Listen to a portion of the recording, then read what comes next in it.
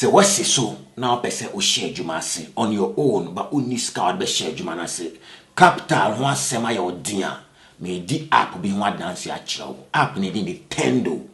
Tendo resellers app obetumi akọ start wa business app a product bi a wo to bi a wo app ne so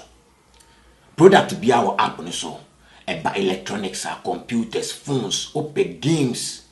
PlayStations ahodo ni nyina wo app no so fofofo ba ntare ba flat screens TV ba kitchen ho niema microwave ni niema ni nyina wo app no so fofofo ti di obeya ne se wo be ko app no so as a reseller products ni nyina wo so mere wo first steps ni mo ti first of all no obe download the app no o use iPhones app store benya no ho o use Android device wa Play Store benya app no ho o download the app ni wi a na afi akwa selected product na o pese wo ton no the products ni nyina wo o select wi a na afi wa share product no to ebia with ma share ko o status and I say with my share ko Facebook any other platform bia o with my check customers amount o with my share sa link no akọ ebi o ko mu TV bi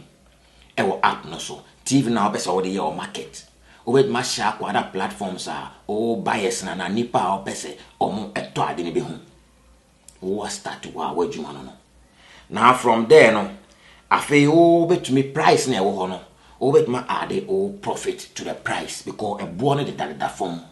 or they compare market price na wo form kra obi ho a o kotogo na go fane ma ba beton obetina ka mu akwa ban app no we no bibia wo pe bia wo Tendo resellers app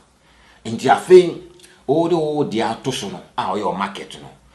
unya customer na wa place customer ne details no that is when you get the order beba app no so be place customer ne details no unya order na afen Tendo be deliver order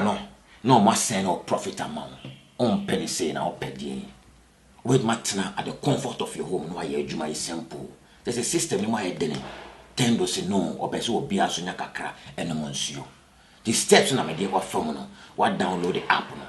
or download the app ni wi a wa kwa ko products no the whole person or the your market no what select it what share links na ko other platforms unya buyers ni wi a wa ba be fele buyers ni details so app ni so Tendo be delivery na amount now profit na daso no wasande wa dia amount one idea crest na what Tendo ayi money say why na hadwene say from now to 30th January wow betumi aye sales no 30,000 Ghana cedis obenya a chance to travel to South Africa a round trip from Samria out me ye orders no 30,000 cedis a special package that chance to travel to South Africa. I'm always on the highway. The name is called Mickey. That's it.